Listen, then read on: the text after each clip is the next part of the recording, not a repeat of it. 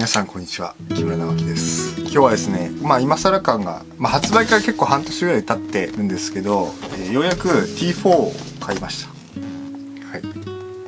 T3 の時も開封取ったんで、T4 の時も開封を取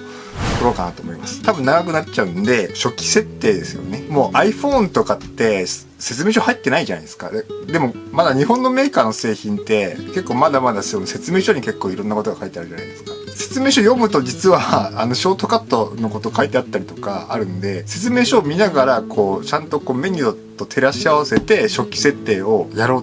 回をちょっと作ろうかなと思ってます。はい。今日はまず開封でその外観っていうかを全部見ていこうと思います。で、悲しいお知らせなんですけど、自分的には本当は嬉しいはずなんですけど、悲しいお知らせなんですよね。今メルカリにT3 出してて、やっぱりそのバッテリーが違うし、2台持ちするのめんどくさいなって他のカメラもあるしって思ってて、買い替えようっていうことで、僕は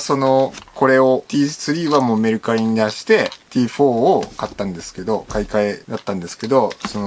T4 なんで今のタイミングで買ったかっていうと T3 が売れちゃったんですよ。で T3 もう1年くらい前の H1 くらいの値段になってる気がする。 T3 もなんと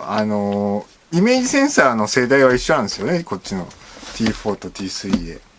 でオートフォーカスが先月末に T4 と同等になったんですよ、性能が。だから動画機としてももちろん10ビット撮れて色もいいしみたいな感じですげえいいんですけど、写真メインでこっち使ってもよかったなっていう風にちょっと思った。売れてからやっぱり売らなきゃよかったって思いましたそれ普通に2台持ちできるじゃんみたいな。別にそんな2台あるといいんですよ。今これ実は2回目なんですね。こっちで自分の見てる景色を撮るとか YouTube 撮るのにも2台あるといいし、こっちは例えばもう完全に動画用にしちゃって写真はこれみたいに逆でもいいしね。これは YouTube と写真 T4 でこれはもう完全にケージにしてもうシネマカメラとして運用するみたいなことでも、2カメにするとだいぶやっぱり効率はいいんですよね。撮影スタイルにもよるんですけど、2カメっていうのはだいぶ効率はいいんですよね。配信オペレーションとかするときも2カメいいなと思って。で、売らなきゃよかったなって正直思ってるんですけど、メルカリでキャンセルしちゃうと、やっぱり多分もう俺キャンセル1回したことあって、メルカリでキャンセル1回すると、次確かもう止められちゃったりするんですよね。で、せっかく買ってもらったんで、しかもそんなに僕は安くしてないんですよ。名残惜しい感じなんですよね、T3 は。今1855のこのシネブルームっていうブラックポロミストみたいなフィルターついてるんですけど、名残惜しいんですよね。これ相当使いましたからね。やっぱり一番使ったんですよね。2019年もそうだし、やっぱりローとかで収録するとか、シネマカメラで使うとかっていうのって、機材も増えるし、そんな外でいろんな場所でとか、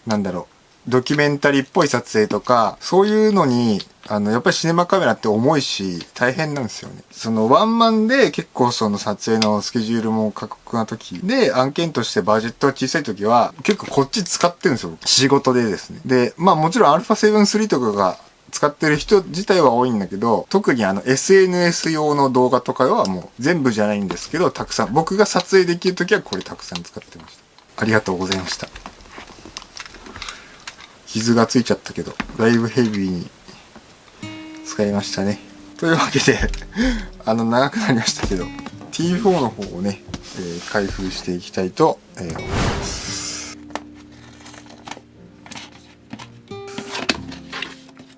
キャプチャー1がついてる。使おうかなって思ってたんですよ。ライトルームもいいんだけど、キャプチャー1の方が色がちゃんとしっかりしてるとか、調整幅がいいとかっていうことを言ってるんで、キャプチャー1使おうかなって最近思ってます。はい、これですよ。じゃあ開けます。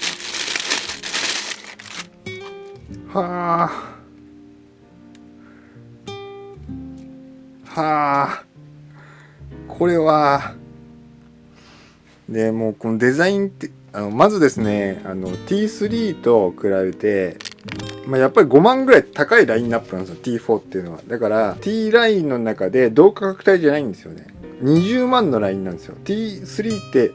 20万弱のラインだったんですよ最初。元々の価格、販売価格っていうか15ぐらいなんですよ。だから5万ぐらい多分違うんですよまず。でその違いがやっぱりこうボディを触った時になんか思うんですよね。厚みとかがあるっていうのもそうなんですけど、このなんつうんですか、ちょっとこう敷き詰まってる感じっていうんですかね。これも敷き詰まってんじゃないですか。これもそれよりは重さ的に iPhone よりなんか重さの体感としてこれの 1.5 倍ぐらい、これなんか重さの体感としてで、これつくからもうちょい重いんだけど、こう敷き詰まってる感じがするんですよね。なんかそれは多分このイメージセンサーなんですよ。このマグネット方式のデブレ補正スタビライザーがほら出るわ。 GH5 みたいなやつだわ。他のメーカーはもう何年も前に、オリンパスなんかはねずーっと前にデブレ補正最初から効くやつね、そういう技術あったんですけどね、こっちについたっていうのがまたいい。でやっぱり最大の特徴が、僕が一番好きなポイントっていうのはこことここが違う。 T3 とこれフィルムカメラなんですけど、ここラインが黒いライン入ってるけど、これ一眼なんですけど、ここのこういうね、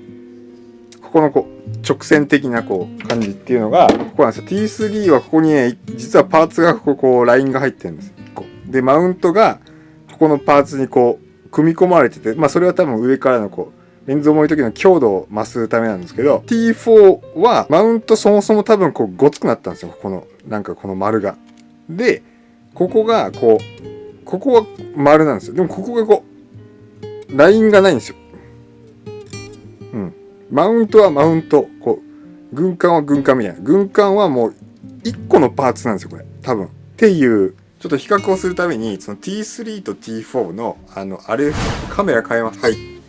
それではですね、T4 と T3 の違いっていうか、見ていきたいんですけども、そんな変わんないですね、サイズはね。で、なんか一番特徴的だと思うのが、僕はここなんですよ。この軍艦部のここのライン、ここだけ言いたい。T3 はラインがついてるんですよね。で、マウントと、なんかね、ここのパーツが実は一緒なんですよ。で、1個ラインが入ってるんですよ。で、レンズつけると全く見えないんですけどね。こうつくんで、別に気にならないんですけど、ラインが入ってること自体は。でもラインが入ってるのが、こっちはなくなったんですよね。で、そこが一番、やっぱり僕的には欲しくなっちゃうポイントでした。もちろん機能的な部分もあるんですけど、手ブレ補正って別に、なくてもいいかなって僕は思っちゃう派なんですけど、でバリアングルも、なくてもいいかな、なんかプラスね10万円ぐらい売ったとしてもかかるじゃないですか。それ考えた時に、それにしてもですね、なんかT3 の方がこの辺の軍艦部のラインがね少しねオーガニックな感じでソフトな感じ。こっちの方が角張ってるですね。なんていうんですか、シャキッとしてる気がする。このラインとってもこのラインが T3 の方が、ここの T3 のこの曲線とかすごい好きなんですよ。でこうみたいな、ここの曲線すごい好きで、なんかもうグリップは浅いからどうのこうのってみんな言うんですけど、浅いのはどうでもいいんですよ。ここがこの持ちやすさ的なところで言うと、僕は持ちやすいと思ってて、すごいめっちゃ好きです。ここ少し丸みを帯びてるんですよ。 iPad みたいな。でこっちが iPad Pro みたいな。ここがちょっとシャキッとしてるんですよ、 T4 の方がっていう違いですね。はい、違いですねっていうかこれね、2台持ちねするといいよね。2台並べるとめちゃめちゃかっこいいじゃないですかね。フォントもねいいしね。ここの富士フィルムのロゴがでかくなったのはちょっと嫌かも。バリアングルですよ。待望っていうか、動画の人の。またちょっと話が変わるんですけど、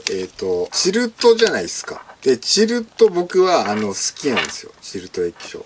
写真撮るときに、これとか動画撮るときすげえこういう風にやるのって僕は動画撮るときすごい使うんですよ。胸ぐらいの位置とかお腹ぐらいの位置で使うんですけど、で、光軸がブレないじゃないですか、ここで。ですごい好き。で、ジンバルで、これがチルトが引っかかったことは僕はないです。長いレンズをつけると、長いレンズをつけると、このジンバルの後ろの方につけなきゃいけないんですよ。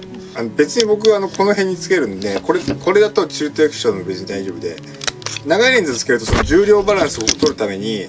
こっちにつけなきゃいけないから、そのチルト液晶を開くとつかがるっていうのはAUX アウトさんが言ってたと思うんですけど、バリアングルの方がなんかそのジンバルでこうやってやってる時に、ここがだってこれしかないんですよ。これなんかこうガコンとかって、もしかしてなんか人とかなんかもし当たった時怖くないですか、バリアングルの方がっていう、その安心感の点で僕はチルト液晶好きです。自撮りはしない。一人で自分を例えば撮るとかっていうことがあんまないかもしれないですけど、ある時にこれはねやっぱり使いにくいんですよね。バリアングルはモニターもちろんつければいいんですけど、そうすると三脚からでかくなるんで、狭いところで簡単な軽装備の撮影の時はやっぱりバリアングルはいいんですよ。YouTube の時はやっぱバリアングルなんですよっていうのは思いました。はい、でも逆に言うと、その自撮り的なことをしてんやったらこっちで別にいいですよ。全く問題ないですよ。こうファインダー覗いた時にここに鼻が当たるんで、こう油とかつくじゃないですか、液晶に。それは気になる。それは閉じてるとすごい、閉まってる時、移動する時閉じてるのはすごいで、かっこいいし革だし。でそのバリアングルもこれ他社と違うんですよ。これはこれで開けるんですよ。ここで開けるんですよ。下持って開けないんですよ。下はここラインがついちゃってるんですよ。だからこれを僕はデザイン的には非常に好きなんですよね。この収まった感じ。最悪もう液晶開かなくてもいいですからね。これファインダーだけで使えるってことで、もうプロ3的にも使えるわけじゃないですか。それで写真の時、ここの開けにくさがどうのこうのってもしかしたら言う人はいるかもしれないけど、僕はデザインの方が大事かな。こと T4 に関しては、ここがこうラインがこう1個入ってるっていう、なんかこの違いですよね。液晶が収まっているっていう違いですよ。で実はこの可動範囲も広いんですよ。知ってんですよ。これがここまで行くんですよ。これは GH5 の時はなかったんですよ。でダイヤルの違いなんですけど、せっかく2つあるからちょっと見比べてみましょうか。まず上の FN ボタンの位置がこっちなんですよね。これちょっと使ってみないと分かんないです。でここに背面にボタンのところに1個ここ溝が入ってますよね、 T4 の方は。何かがいいのか悪いのかちょっと分かんないですけど、押しやすいのか押しにくいのかも分かんないですけど、なんかね、こっちが AF 音ボタンですよ。T4 はこっちが AE 音ボタンなんですよ。ちょっと位置が変わったんですよ。それがキー値と出るか、Q メニューがここになったんだ。Q ボタン使えってことだ。で AEL ボタンは俺はそんな使わないんで AEL なんで。なるほど。でやっぱここっすよね。ムービー、ここのスイッチ、そう、ここのスイッチ違う。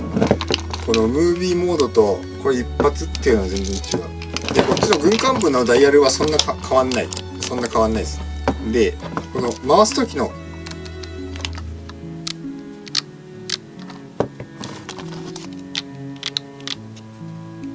ちょっとこう T4 の方がこっちのダイヤルのこの感じは滑らかかもしれない。音が低い。こっち俺全然嫌じゃないんですけど、これのシャッタースピードの3分の1段こっち上げる後ろのダイヤルもこう別に操作性としては全く悪くないなと思ってて、少しこっち後ろのダイヤルがソフトになりましたね。なんか硬くなくなった。だからちょっと不安かもしれない。こんぐらいしっかりしてる方が僕は好きだった。これはこれで好きだった。でこっちはちょっとわかんないです。ちょっとソフトです。T4 の方がね。そんな感じですかね。またこれ話変わるんですけど、シャッタースピードのところが48分の1秒っていうのがあるんですよ。96分の1秒ってあるんですよ。FPS が 24p の時に 24p の倍って48なんですよね。だからそれシャッターアングルだったら厳密には48分の1秒でシャッタースピードになってるはずなんですけど、シャッターアングルだったらそういう風な計算になるんですけど、シャッタースピードだとこれないんですよ普通。でもこの違いがあるっていうところは結構おつな違いかなと思います。はい、そんな感じの比較でした。でまたこれも話が変わるんですけど、富士フィルムのカメラって穴開いてるんですよ。これは何かというとですね、これキャノネットっていうフィルムカメラなんですけど、フィルムカメラってここ穴開いてるんですよ。でこのままだとすげえ押しにくいんですけど、なんかボタンを自分の好きなやつをこうやってつけるんですよね。でこのボタンメルカリで買ったんですけど、っていう感じで T3 も最初知らなかったんだけど、これボタンつけるとこなんだっていうのを気づいた時に、今つけてさ F フォトってやつ、確か F フォトっていうメーカーのこのボタンをつけていて、2個買ったんですけど、シルバーとブラックでどっちがいいかなと思って、でシルバーの方をなくしちゃったんですよね。でそのボタンを、これはですね、ここにですねゴムがついてて、これゴムつけないとすぐ外れるんですよ。ってな感じで、T3 はもう売るんで、もう早く発送しないといけないんで、こっちにですねもうつけます。いやー T4 買ったな。フルサイズミラーレス欲しいなって、もう欲しいなと思ってて、何か買うかもしれないんですけど、 R5 でフルサイズミラーレスも何にしようかなっていうのがあって、 S3 はやっぱりいいなと思ってて、この秋に発売されたモデルからやっぱりカラーサイエンス変わってるなっていうの印象なんですよ、いろいろ見る限りで。だからちょっとそのソニーのなんかこう寒々しい感じっていうんですか、からなんか良くなってるし、 S3 いいなと思ってるんですけど、1200万画素なんですよね。ちなみにこれは2610万画素なんですけど、画素数低い、センサーの画素数が低いからあれ呼び出しが早いんですよね。だからローリングシャッターもそうだし、 4K の 120fps が撮れるとかも、読み出し速度を画素数下げることで早くできるんですよね。だから動画機として 4K って800万画素あればいいんで、だから動画には超最強なんですけど、なんか最近写真楽しいなと思って、高画素機で写真撮りたいなっていう欲があるんですよねっていう余談でした。でその T4 の僕はこの使い方としては、もう絶対ケージはつけないぞって思ってます。外部モニターは絶対つけないし、もうケージ絶対つけない。やっぱりここに全部モニターがついてて、モニターも稼働できて、どのアングルでもモニターが見える。でここにファインダーがついてて、だからめちゃめちゃ外のピーカーの時でも像が見えると。で内部記録で内部バッテリーでっていうやっぱり良さ、それがやっぱり一眼の最たる、画質もそう、センサーサイズもそうかもしれないですけど、一番はそこっすよね。だからシネマカメラも持ってるけど、すごいこのモバイル精度っていうんですか、モビリティが、それをケージをつけることでやっぱり下がってしまう、そのモバイル性能が。だから一眼のミラーレスはケージなしで使うのがやっぱり僕はいい。でも L 字ブラケットは買うかもしれない。はい、いかがだったでしょうか。 T4 これからまたメインで使っていくつもりでおります。でこれはもうほんと切ないんですけど、今まで T3 長い間 T3 買ったのも発売から結構半年経ってからとかなんですけど、1年半使った、1年半しか使ってないんで、オートフォーカス改善されちゃったんで、こっちはこっちでいいですよね。逆になんか1台しか持ってないんだったらこっち買いましてもいいと思うっていうのは思います。このね、なんて言うんですかね、グリップ浅いのね、いいんですよ。すごい。っていう感じで、T4 の開封でした。で、初期設定とか、もう FN ボタンどうする、タッチ FN どうするっていうのがもうもりもり、これから熟考していくので、そっちの方の動画もお楽しみにしてください。機材のレビューになってしまってますけども、撮影の仕方とか、その動画の作り方、カメラの基本的なこと、それから機材レビュー、たまに音楽、ライフハック、占いみたいなことをやっていこうと思ってますので、もしよろしければチャンネル登録とグッドボタンもよろしくお願いします。それではまた。物撮りの時に、このアプチャーの MC 使ってました。色が結構オレンジにして、部屋のライトと合わせて使ってました。はい。それではまた。